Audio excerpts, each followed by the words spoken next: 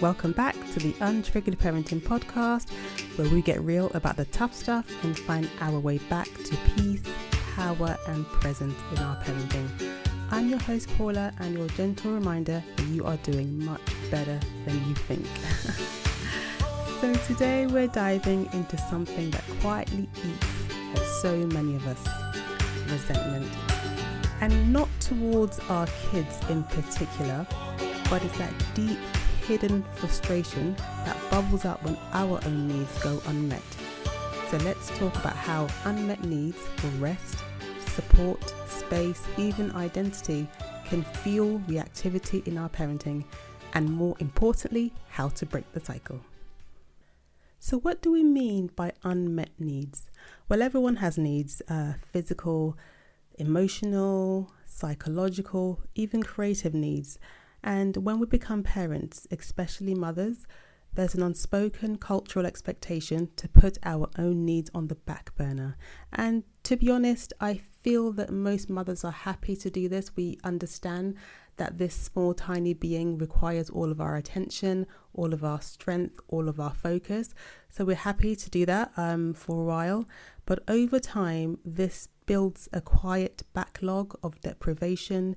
There's no rest, no time to think, no autonomy over your body, and no appreciation really. And then, we reach our breaking point. And we all know the quote, and I've said it many times on the podcast, that you can't pour from an empty cup. But most of us, most parents, most mothers are being asked to do that, to pour from our cups that are cracked, they're dusty, they're broken and bone dry.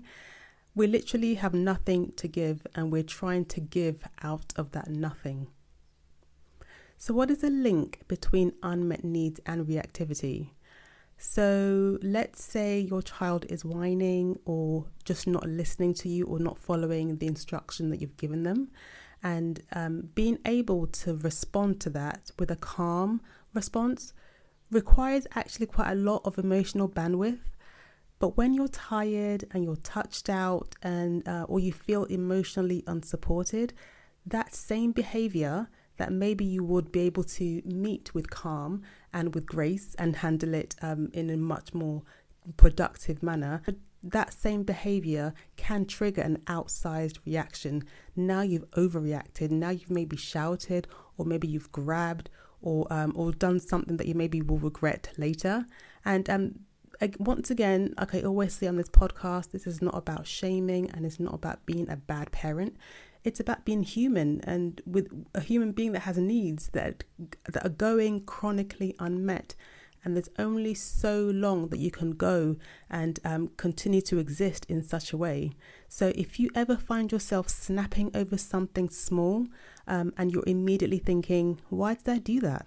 That's usually a red flag that something deeper needs attention. And, it is that other quote that I've read lots and lots in many parenting books, many parenting podcasts, parenting blogs. And underneath all behavior is some sort of communication, is some sort of unmet need.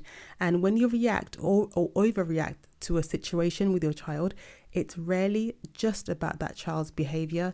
It's also something that's going on within you. So let's talk about how resentment can show up in your parenting. So it can show up as being really irritable over small requests. Your child might ask you to open a packet or something to them, and you're like, you huff and you puff because you're in the middle of something else. You're just easily irritated about everything. You're fantasizing about running away or starting over. I think we've all done this. I used to have fantasies about getting in the car and just driving off towards the beach somewhere, even though I know in reality I'll probably get to the end of the road and want to come back.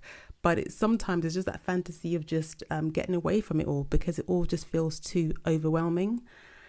And the other thing is, maybe you look at other parents and they seem to be enjoying parenting more than you, or envying your partner. Maybe you think that they have more freedom, or they're not the default parent, so they can sort of get away with certain things that you can't. And resentment also looks like feeling invisible or underappreciated, as if what you do doesn't matter, even though what you do matters so much that if you stopped doing it, everybody notices immediately.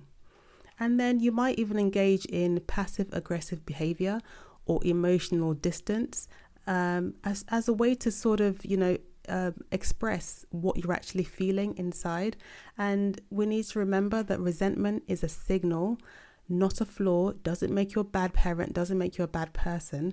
It's just a signal that your needs have gone neglected for far too long. So now I just want to talk about how we can break the cycle, because there's no point us going on and on about the problem. What can we do to solve the problem?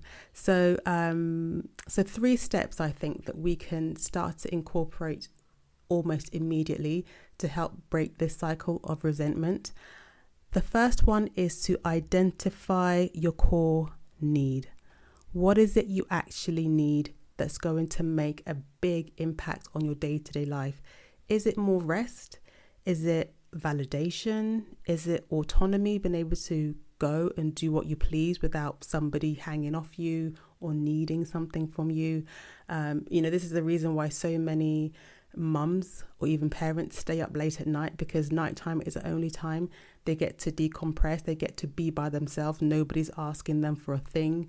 They're in the quiet of the night, and even though they know they're going to pay for it the next morning, it's worth it just to have some alone time. So just really trying to identify what you really need in that moment. It could just be adult connection. Maybe you need to plan more days or nights out with your friends, colleagues that you used to work with, something that just makes your day-to-day feel a little bit different. And I'd love you to ask yourself, what is it that I'm needing that I'm not giving myself permission to ask for? And then deciding, can you be brave enough to ask for it? The second one is to start with micro replenishment. So you might need a weekend away or a whole week away or a whole couple of weeks away. Or maybe you can't do that at this point for a variety of reasons. Could be financial, could be you've got other kids, other responsibilities, so you can't just go away for 3, 4, 5, 6 days. But you can reclaim small moments within your day, even 10 minutes of intentional solitude, stretching, journaling, or just doing nothing. Just sit down with your cup of tea or cup of coffee and just sit and do nothing. If you want to scroll on your phone, go on TikTok, watch some funny videos. Just 10 minutes or something that you can do for yourself, by yourself, if possible. And the third thing is normalizing asking for help, which I know can be quite difficult for a lot of people. Or you may feel that you don't have anybody to ask help from. But I just want to start by saying you're not selfish for asking for help.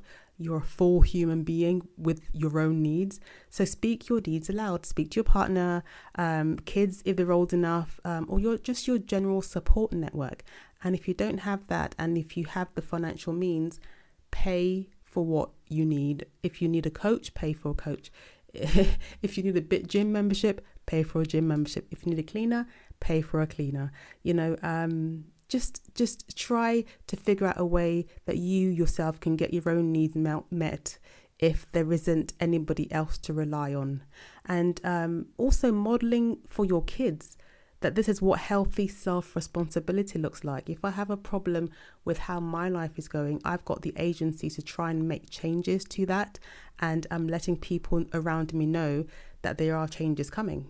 That's okay. And also believing to your core that your needs are not a burden. In fact, you are cracking under the burden of carrying everybody else's needs. And that's actually a really, really great thing to model to your children, that they have needs. We all have needs, but your needs are equally as important as them, and that there are boundaries to your well-being. And, just showing the household that your well-being, your needs matter too. And in fact, you have to prioritize your own well-being so that you can better look after them. So instead of judging yourself for snapping or overreacting, I would love for you to ask, what part of me is trying to be heard right now? And what is it that I'm trying to communicate? Sometimes the child in front of you, your child, is actually activating the unmet needs of the child within you.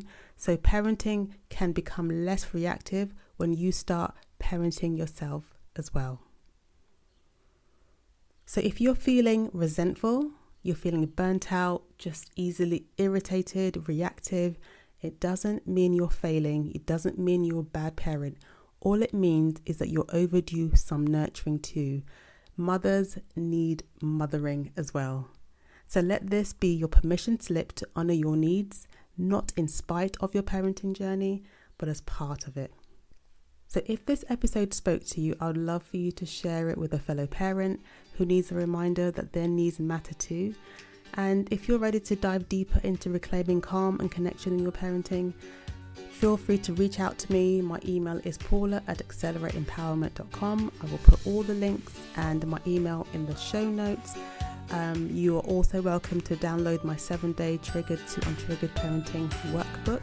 The link for that is also in the show notes. And I would love to hear your thoughts. As always, I welcome your comments. Reach out to me on Instagram, untriggered_parenting_podcast.